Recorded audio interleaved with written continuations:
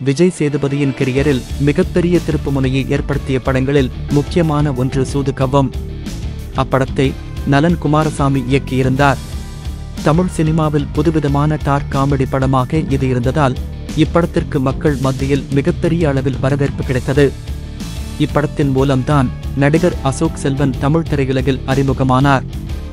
இந்நிலையில் இப்படத்தை தயாரித்த திருக்குமரன் என்டர்டெயின்மெண்ட் நிறுவனம் 10 ஆண்டுகளுக்கு பிறகு சூதுகவ்வம் படத்தின் 2ஆம் பாகத்தை தற்போது தயாரித்து வருகிறது.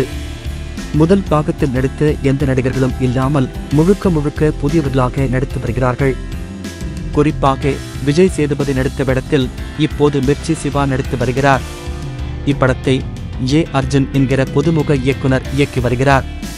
இதில் நடிகர் மிர்ச்சி சிவா உடன் ராதாரவி, கருணாகரன், எம்.எஸ். பாஸ்கர், ஹரிஷா, அருள்தாஸ், ரமேஷ் திலக் என மிகப்பெரிய நட்சத்திர பட்டாளமே நடித்துள்ளது. அதோடு இப்படத்தை நாடும் நாட்டு மக்களும் என்கிற டேக்லைனோடு வெளியிடப் போகிறார்கள். தற்போது சூதுகவ்வம் 2 படத்தின் படப்பிடிப்பு இறுதிக்கட்டத்தை எட்டியுள்ள நிலையில் அடுத்த ஆண்டு இப்படத்தை வெளியிட திட்டமிட்டுள்ளார்கள்.